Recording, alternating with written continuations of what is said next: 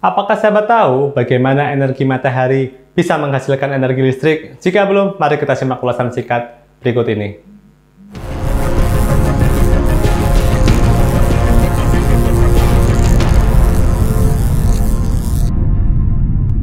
Selamat datang di Rahman.net, dengan saya Alif yang seperti biasa akan mengulas tentang dunia kelistrikan dan energi tentunya buat kalian yang tertarik dan ingin update tentang ilmu kelistrikan dan teknologinya. Kalau kalian ada yang baru nemuin channel ini, tidak perlu ragu, silahkan subscribe dan aktifkan tombol notifikasinya agar tidak ketinggalan update terbaru. Dan di video kali ini, saya akan mengulas tentang pusat listrik tenaga surya photovoltaic. Saat ini, PLTS photovoltaic atau PLTS PV menjadi pembangkit yang terus dikembangkan dan mulai banyak digunakan karena portabilitasnya dan kapasitas yang dapat disesuaikan dengan kebutuhan penggunaan secara mandiri oleh konsumen. Harga per sel kilowatt peak yang semakin terjangkau, efisiensi yang terus ditingkatkan, masa pakai hingga 25 tahun, pemeliharaan yang mudah dan aplikatif. Tertarik? Mari kita mengenal lebih jauh tentang solar photovoltaic ini. Untuk memanfaatkan energi ini, kita memerlukan bantuan dari unsur paling berlimpah di bumi, yaitu pasir. Pasir ini perlu diubah menjadi 99,99% silikon murni untuk digunakan sebagai sel surya. Silikon memiliki beberapa sifat kimia khusus, terutama jika berbentuk kristal.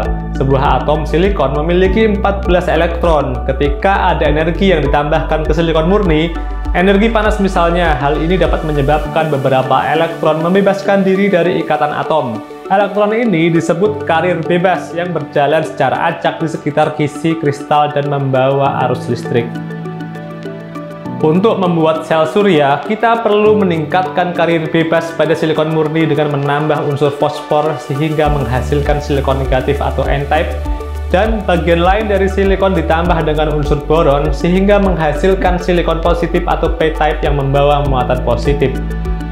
Ketika semikonduktor tipe P dan N terkontak, maka kelebihan elektron akan bergerak dari semikonduktor tipe N ke tipe P. Akibat dari aliran elektron ini, maka terbentuk medan listrik yang mana ketika cahaya matahari mengenai susunan P-N junction akan mendorong elektron dari semikonduktor menuju kontak negatif yang selanjutnya dimanfaatkan sebagai energi listrik. Pada umumnya, satu sel surya dapat menghasilkan tegangan DC sebesar 0,5 sampai 1 volt. Besarnya tegangan tersebut tentunya tidak cukup untuk diaplikasikan langsung, sehingga sejumlah sel surya disusun membentuk panel surya secara seri untuk menghasilkan tegangan yang lebih tinggi. Selanjutnya, agar dapat digunakan, tegangan searah DC yang dihasilkan panel surya diubah menjadi tegangan bolak-balik AC menggunakan inverter. Terdapat dua jenis teknologi modul surya kristal silikon yang sering digunakan, yaitu polikristalin dan monokristalin. Jika proses kimia kristal silikon dilakukan satu langkah lebih jauh, sel-sel polikristalin menjadi sel-sel kristal mono. Meskipun prinsip-prinsip operasi keduanya sama, sel-sel kristal mono memberikan kelebihan seperti konduktivitas yang lebih tinggi.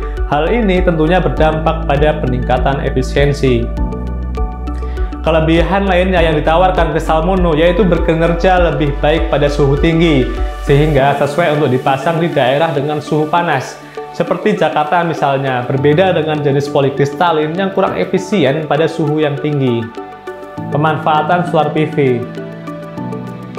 Indonesia sebagai negara tropis mempunyai peluang besar untuk dibangun PLTS. Pada umumnya, pemanfaatan solar PV terbagi menjadi 3 jenis, yaitu on-grid, off-grid, dan hybrid. Solar PV on-grid. Solar PV on-grid yaitu solar PV yang terhubung ke grid. Output tegangan searah DC dari solar PV dirubah menggunakan inverter ke tegangan bolak-balik AC untuk selanjutnya ditransfer ke grid atau jaringan PLN. Untuk meningkatkan kehandalan pada grid atau jaringan, dapat juga ditambah dengan baterai yang berfungsi mempertahankan daya keluaran tetap stabil. Implementasi solar PV on-grid saat ini mulai menjadi alternatif ketika diimplementasikan di atap rumah atau rooftop. Jadi pada siang hari, modul surya yang terpasang akan mengkonversi energi matahari menjadi energi listrik, sehingga dapat digunakan untuk memenuhi kebutuhan listrik rumah tangga. Jika pada kondisi ini terdapat kelebihan energi dari solar PV, maka kelebihan dari energi ini dapat ditransfer ke jaringan PLN. Malam harinya atau ketika tidak terdapat cahaya matahari, kebutuhan listrik akan disuplai oleh jaringan PLN. Sistem solar PV rooftop juga dapat ditambah dengan baterai yang berfungsi menjadi cadangan untuk beban-beban penting ketika terjadi gangguan pada grid atau jaringan PLN. Pemasangan PV rooftop ini tentunya akan mengurangi tagihan listrik rumah tangga dan turut andil menggunakan energi terbarukan yang ramah lingkungan. Alternatif lainnya untuk penghematan penggunaan lahan yaitu solar PV terapung yang dipasang di atas permukaan air. Biasanya solar PV terapung ini dikembangkan untuk tujuan komersil. Yang kedua yaitu solar PV off-grid atau standalone PV, di mana untuk memenuhi kebutuhan energi listrik hanya mengandalkan pada solar PV tanpa terhubung ke jaringan PLN. Pada topologi ini terdapat dua skema, yaitu supply sebagian hari atau supply 24 jam dengan memanfaatkan baterai. Sistem ini dapat menjadi salah satu alternatif untuk daerah-daerah terpencil atau pedesaan yang tidak terjangkau oleh jaringan PLN dan tidak bergantung pada pembangkit listrik lain.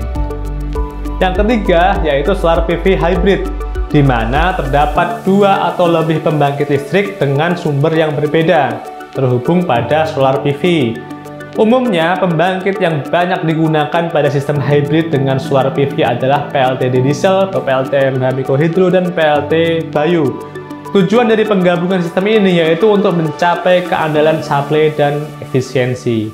Oke, mungkin ini dapat saya share ke sahabat sekalian. Jika ada pertanyaan ataupun koreksi, silahkan tinggalkan pesan pada kolom komentar. Terima kasih sudah menonton, sampai bertemu di artikel berikutnya.